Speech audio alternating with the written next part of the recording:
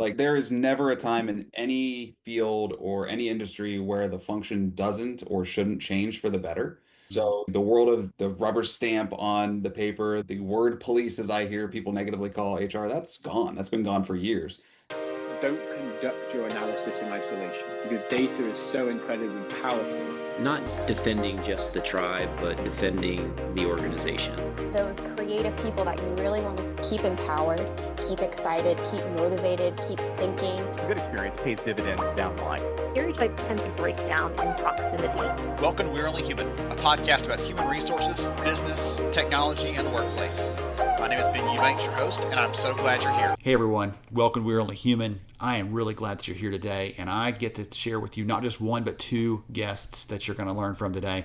Recently, I met with Sandra Laughlin and Lane McFarland, and Lane was actually with us in episode 216. If you're like, that name sounds familiar, yes, he was recently here. Quickest turnaround on a podcast guest ever, but it's because we recorded this session for a live stream that our team was hosting around AI. So if you heard my keynote a few episodes back, that was part of this bigger event. And I'm sharing this one because Lane and Sandra just have such a great set of insights, and I love how they play off of each other. We talk about how AI can benefit us individually in our roles. We talk about how it will benefit our teams and our function overall, and then how it will benefit the business at a higher level. So I love this laddering up as we explore the opportunities to leverage AI in very practical sorts of ways. Again, these two people I highly respect separately. Having them together was like a collision of awesomeness. And so let's jump in with Lane and Sandra and learn from them about how we can use AI to do better work. Hey everyone, I hope you've enjoyed the conversations today at the event. Really picked up some good ideas for AI, what it means for you, what it means for our future as a profession, and some of the opportunities we have to use it responsibly, carefully, but also intelligently to make our work better, to make it more meaningful. And I'm excited to wrap us up today with this incredible panel, two people I highly respect. I have Lane McFarland here with me as well as Sandra Laughlin. We're going to be diving into some questions I have for them specifically. I handpicked these panelists because I appreciate their perspectives on this and would love to hear from them about some of the ways that we can be thinking about the value that AI presents to us and the opportunities there, not just for us individually or for us as a function, but for the business as well. So excited both of you are here. We're going to dive into some good stuff. Before we jump into that, Sandra, we'll start with you. A quick intro, who you are and what you do for the audience, please. Great to be here, and thanks so much for having me, Ben, and fun to be with you, Lane, as well. Sandra Laughlin, I am the Chief Learning Scientist at a company called EPAM Systems. We are a large, like 60,000 person professional services organization that builds high-end software, digital, and data products. And I think I'm a lot less interesting than the company because what's very interesting about us is that we've been leveraging AI and HR for literal decades. And so we have lots of different use cases, lots of perspective to share. And I'm excited to talk about that with you guys today. Tremendous. Lane, what's your story? So happy to be here. Thanks for inviting me, Ben. Nice to talk to you, Sandra. I am Lane McFarland. I'm the Vice President of People Operations at Flashpoint, which is a global threat data and intelligence company. I lead the end-to-end HR function for around 350 team members across 8 countries.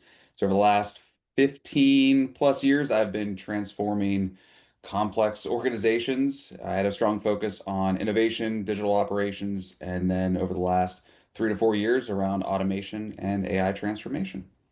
And most importantly, tell the audience about your shirt.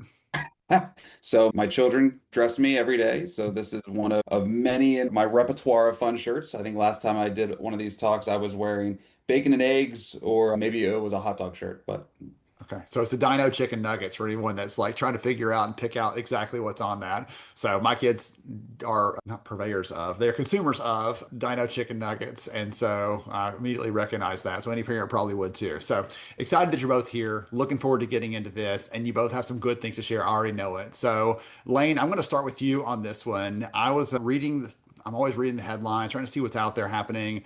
And there was an AI related headline that said the end of HR as we know it. That was the actual title on that. I'd love to hear from you. What's your reaction to a title like that when it comes to the work we do every day? good. Honestly, everything's changing. Like there is never a time in any field or any industry where the function doesn't or shouldn't change for the better. So the world of the rubber stamp on the paper, the word police, as I hear people negatively call HR, that's gone. That's been gone for years. 20 years ago, Google came out and said it's now people ops. And okay, fast forward 10 years, now it's people experience and now it's people. So the HR function is always changing. So if AI is a tool for us to elevate our skills and how we show up for a business, why not make the change? Sandra, any thoughts?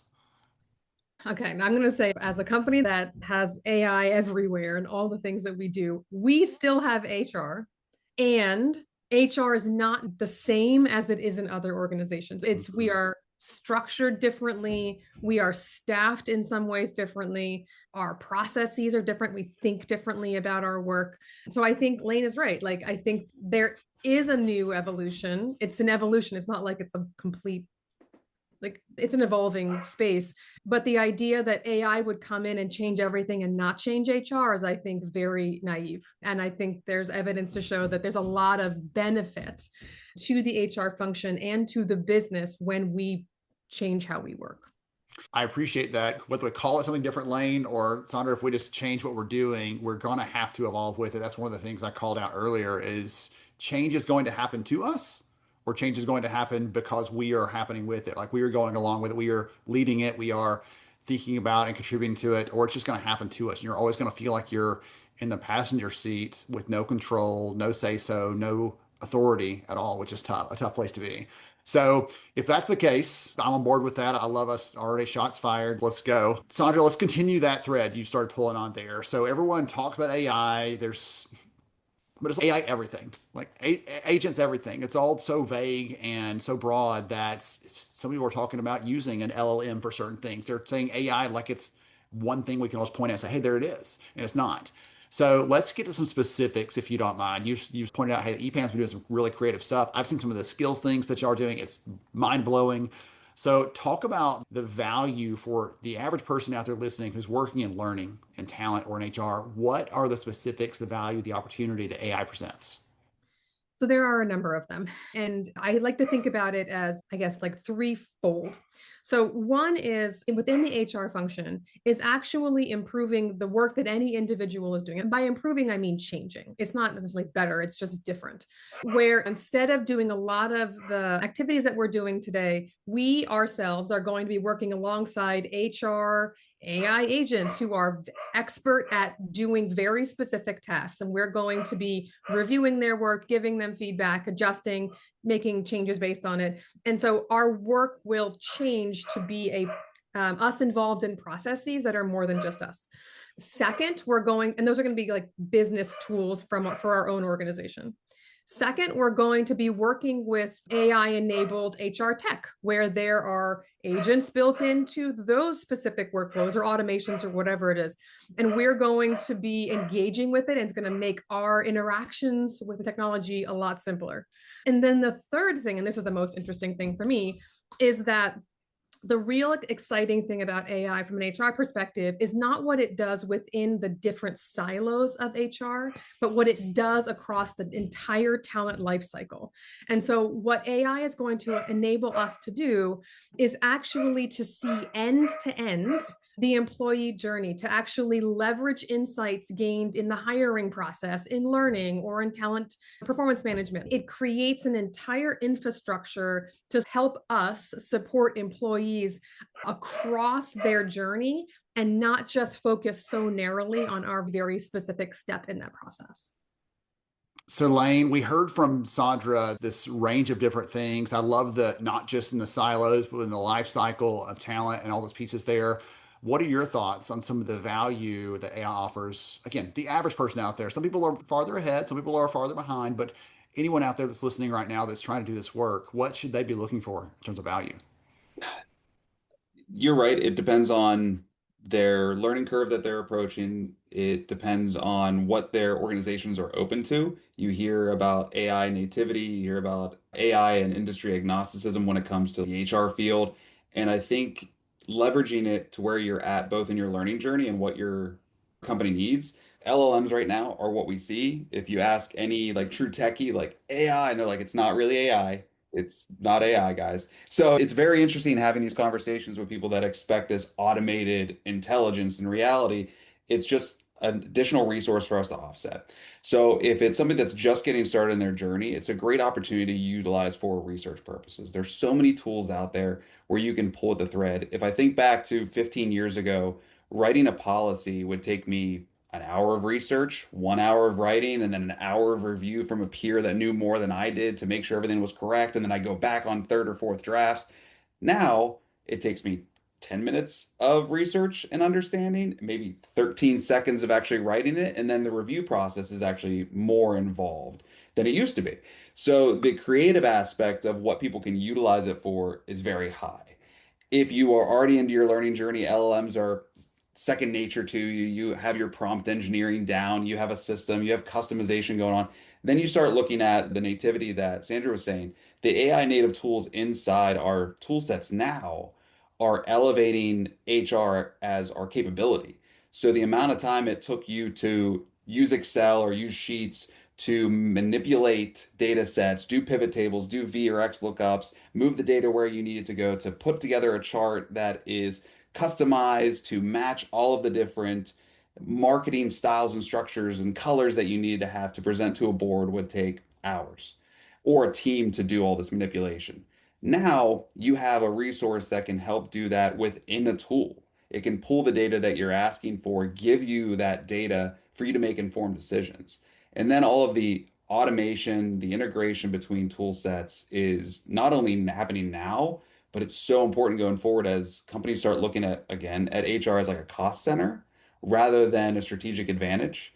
I've heard bubblings everywhere about how the CHRO is now elevated as the CEO's number one resource, their right-hand person, because of the empathy, the change management, their experience, understanding all the parts and pieces. I 100% agree with that. At the same time, you have viral videos going off about how AI is going to offset the need for HR.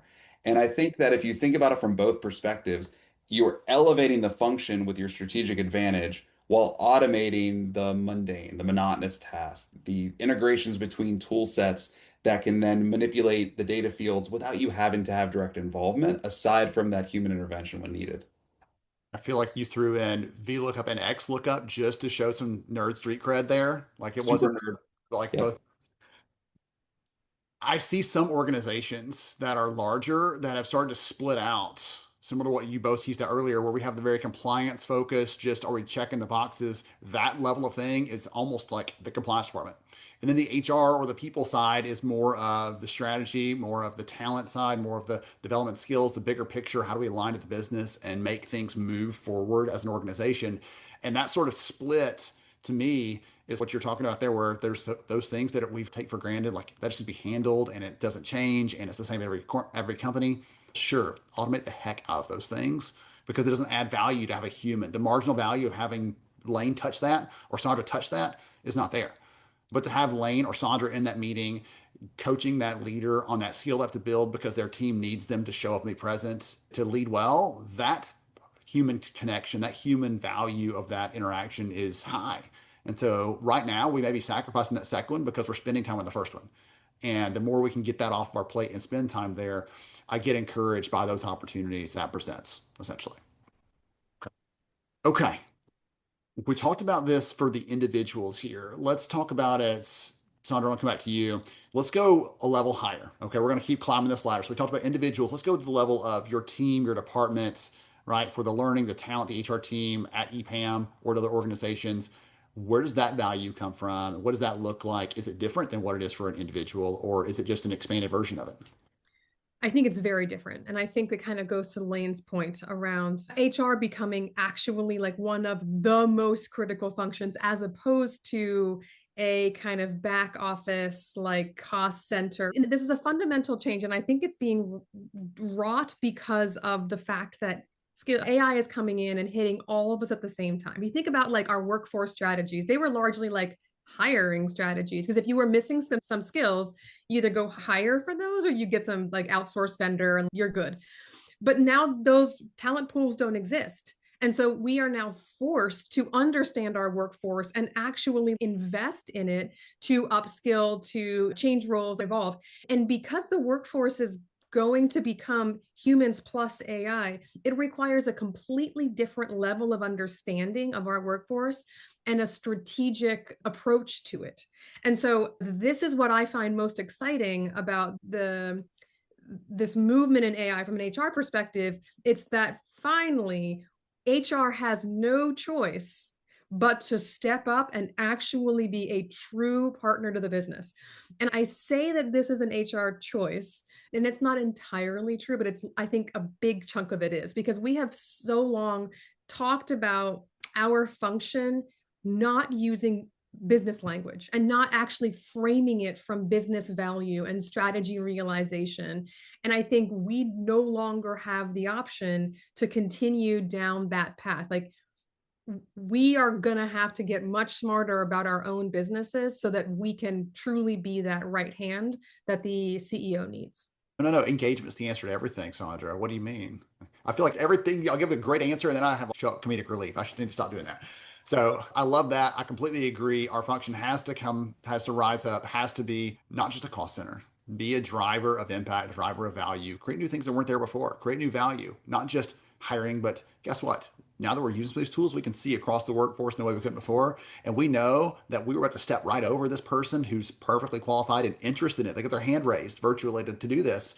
And we were going to step over them to hire someone we didn't know because we didn't have the visibility. So that's powerful. Lane, what else would you contribute there or add in or just double down on what Sandra shared around the value for the function or the department of people, HR, whatever we're going to call them today? I would say one of the things I'm seeing more and more common, especially like job descriptions you see everywhere, is 5 years ago you saw the blending of the human resources, talent management, talent acquisition, all those skill sets that were very personal, very human based, very empathy driven, very connectivity and relationship driven. And then you saw it starting to transform into needing change management, project management, operational management, and understanding all the parts and pieces. And then you saw the transformation getting into more an understanding about economics and finance and financial reporting because you were seeing the growth of where the function needed to transform to grow and help the business. And now what we're seeing is technology. So you're seeing the need of a change management professional with talent management expertise, with recruiting experience, and then also being able to have financial acumen and business acumen. Now they need to understand technology, innovation, integration, and be able to speak that language, regardless of the industry. This is popping up everywhere. And I've seen like what's the top skill for CHROs right now? And it's tech transformation. You're like, that's been happening for years. Why is this such a big skill? It's because companies are seeing that no longer is HR a check the box. Here's the compliance team that files all the paperwork that they're supposed to do, make sure people get paid and their benefits are aligned. That's still there. But now you have and that's how do we better develop our function to elevate the success measures of the entire company? Because I think it was 10 years ago or so, there's a big L&D speaker. I wish I could remember his name. They said, how do you showcase the value of L&D in your business? And he said, the only way that I've ever seen a way to showcase value is by tying it to business metrics. How is sales enablement working? What are the closed deal ones? What are the gaps? What are the closed deal losses? Where does the qualified leads and where do they fail on the pipeline? And how is sales enablement within L&D helping drive that success in a business metric? And now we're communicating business metrics, financial metrics from an HR perspective, and then also time saved, productivity changes. How is AI being integrated or native integrations elevating not only how you show up for your teams, but how you work, how fast you work, your data integrity and consistency, all from a technological standpoint. Mm. Sandra, you're over there like doing the head bob thing. Is he sharing some of that? Did anything, something occur to you or something in there that you're like, yes, and Yes, I would say technology, and this is my big one, data. mm, I think because AI really is just a use case for data. And what HR has, business broadly, but including HR, has done less well than we should have in the past is collected and leveraged and gotten all of our data in a meaningful space that made sense and was validated. I think one of the I see as most critical for people leaders is actually understanding the relationship between data and AI and technology and people, because all of those things are now going to need to be where we get comfortable and smart, because so much of it is going to be us needing to understand and make sense of data, interpret that data, leverage data to show impact, leverage data to identify challenge areas. Like, we're going to have to get really good at that, understanding that technology and AI in particular is only as good as the data that we feed to it. And that's some really big gaps in the HR space. I did not know you were going to say that, but one of the notes I made right before I asked you that question, just because I saw you were like chomping at the bit to respond, was I wrote tech transformation. We mistakenly assume that technology transformation or even a big data transformation is purely data or purely technology. And almost always there's a people element to change management, to getting them on board, to selling the idea, to following through. Anybody can say, oh, yeah, we should be a skills based organization. Oh, yeah, we got work to do. Let's put that on the back burner. And so following through, making things happen, actually executing is one of the key things that we're going to have to continue doing. I don't know if you ever do this if when you're using ChatGPT or something else where it's, oh yeah, we can go down these like 10 different rabbit holes. I just need this one thing done and then stop. Don't lead me down this path. I just need to quit after I've done this task and finish. Don't give me three more things to do. Like this is the end of it. And it doesn't have that wherewithal, that understanding, that awareness, that context that humans do to say, this is the outcome we're looking for, and we need to move on from there. So we've started building this ladder. We've talked about the individual level. We talked about the team level. Let's talk about the organizational level, because the interesting, challenging, and opportunistic part of this is we're talking about AI changing things. It's not just going to change like the workflows and things like that. It's going to change some of the jobs that are available. It's going to change, and HR has some responsibility because that's a people thing too. So it's not just changing the stuff we're touching, we're doing, but also the people, and we're going to be thinking about those pieces. So Lane, I'm going to start with you on this one, if you don't mind. Talk about AI and what it means, what the value is, the benefit to the workforce, to the business, that side of this equation. We are in a tough economic outlook. Regardless of your industry, you could be in a booming industry. I'm sure you're still having troubles where you look at whether it's people, whether it's investment, whether it's resourcing. And I think everyone is trying to find that panacea, that magic pill, because A plus B equals C is the easiest business equation there is. Business success is so easy. It's A plus B equals C. But then there's people, external, internal. So there's so much to it. It's like change management. It's project management plus people. So people are not something that is going away from an HR perspective, an organizational perspective. You need clients and you need employees. So I think from an organization's perspective, if you are utilizing AI in the best possible way, or if you are curious about the outcomes that you can utilize it to benefit you, one of the biggest ways I think is that curiosity. How can it benefit us? Are we using it with integrity? Are we using it intentionally? Are we curious about the opportunities that we're not even thinking about? In terms of a skill set, it's an easy outcome. If you are not sure where your growth journey should be for your next opportunity, you need to ask. You need to get some insight on it, and you can tell it when to stop. Here's where I want to go. Here's where I'm at. This is what I want to learn. What would you recommend for me? That is an easy development outcome that any company can utilize when they're upskilling their teams to take them to the next level.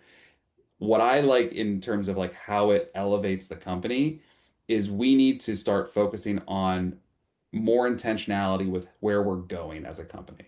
If one of the hardest things you're struggling with is resourcing, okay, how can I start using automation or integration between tools? It's not specifically AI, it's technology.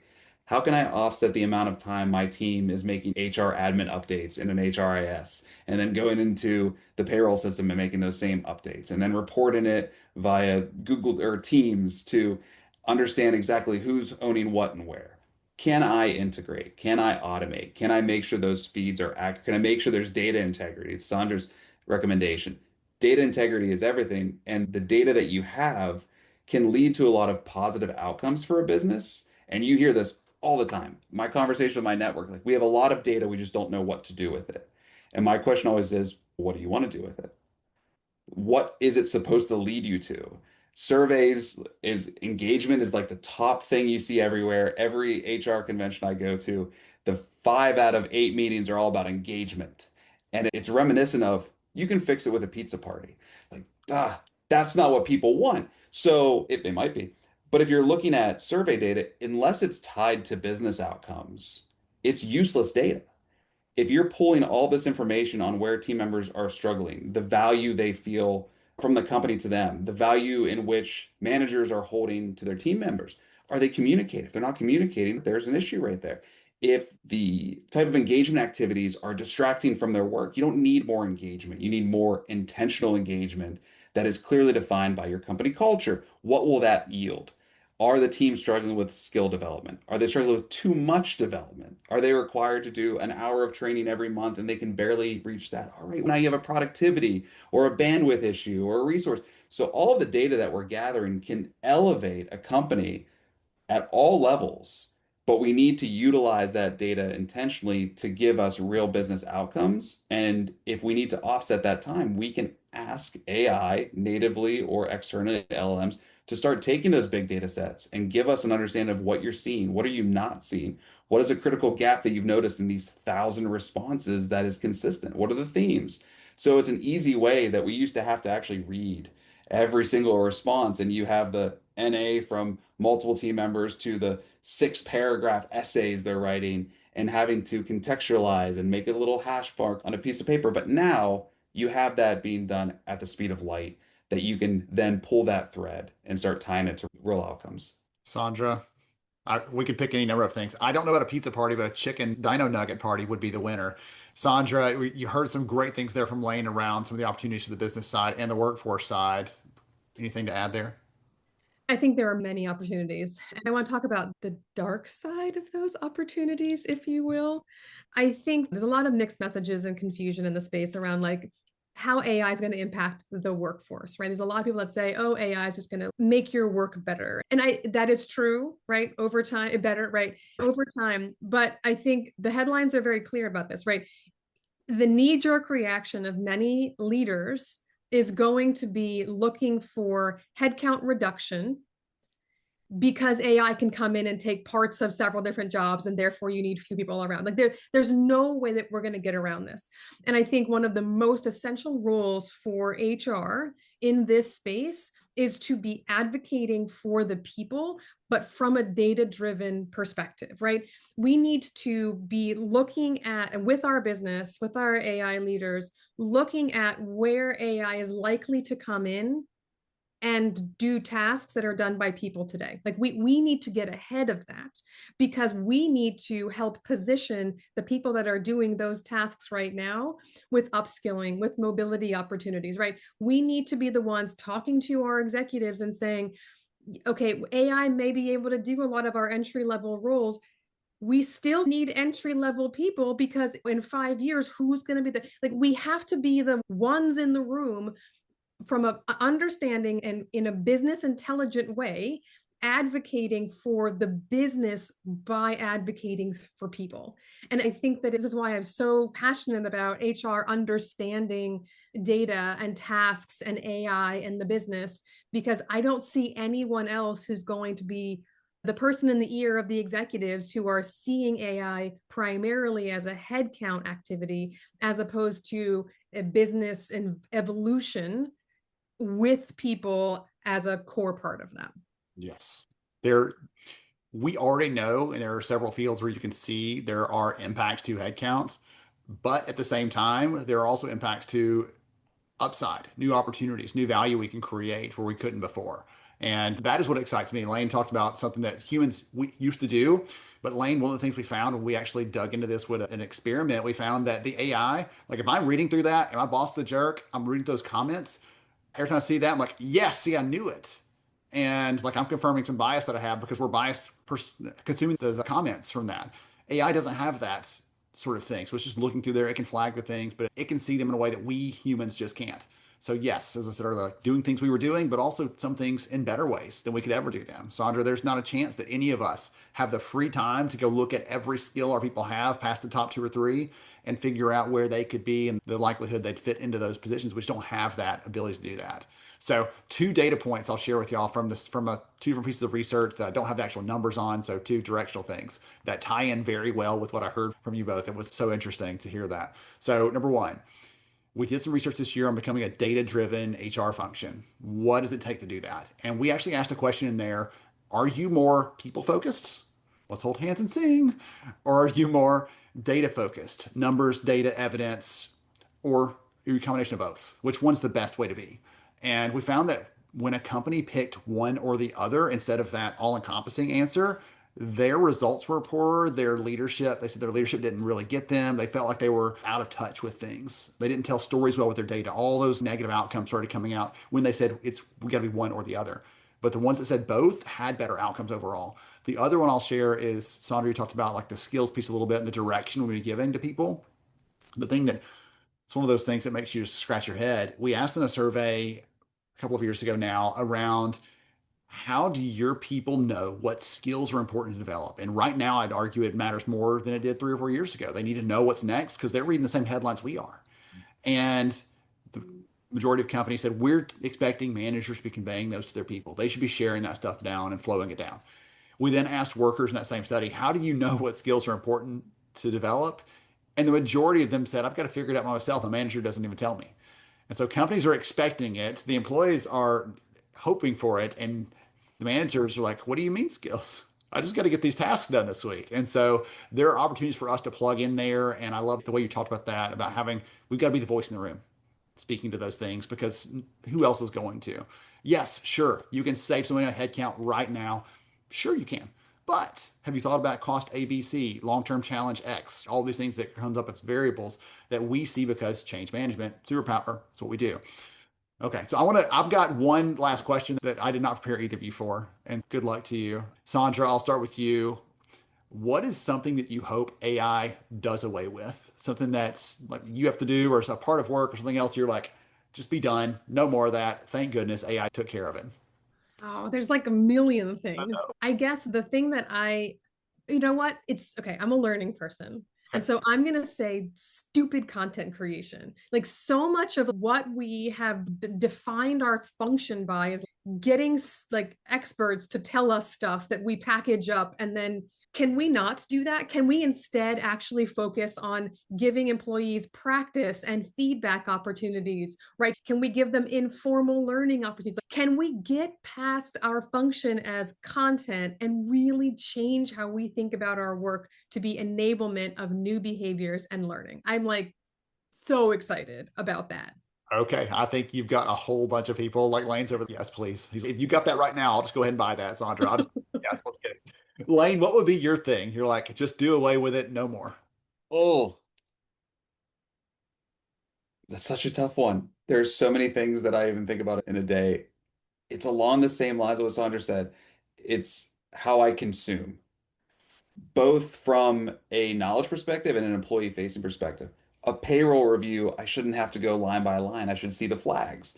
And if AI can help me better understand contextually what I need to consume as the final approver, that's what I want to see. I don't want to have to wade through consuming all the data. If I need to understand a new benefits opportunity rollout, I don't want to read a 5 page case study.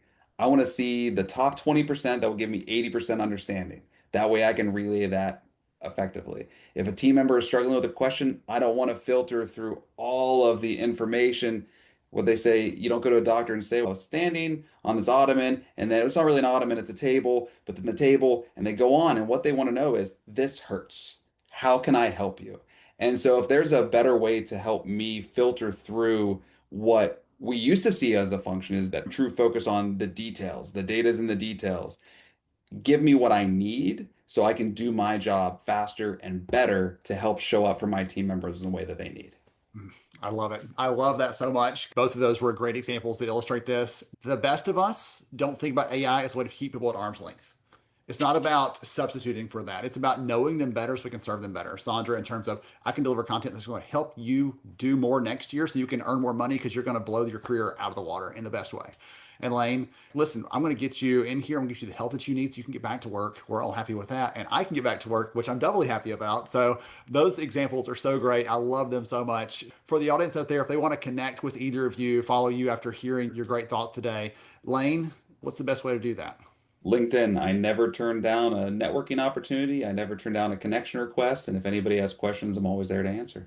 All right. Make sure you tell him that you loved his Dino Nugget shirt. He will accept within minutes. I'll go ahead and put him on the hook for that one. Sandra, LinkedIn the best way for you as well? Same, yeah, LinkedIn. And I talk a lot about skills, about data, about AI and HR. So follow if you're interested in like all of my crazy thoughts. Yes, go deep down that nerdy rabbit hole in the best way, in the best way. I love it so much. I appreciate each of you again for joining us today, for your passion for this, for helping us think about AI at these different levels and not just this generic thing, but something that everybody can walk away with an idea to talk to one of their leaders about, an idea for how they can be using this, an idea for how to improve their team around them and help them be more cohesive in their perspective. So I appreciate each of you. To all of you out there, I hope you enjoyed this. We're going to be wrapping up shortly. Stay tuned. Thank you so much for joining me on the show today. I'm honored to have you as a listener.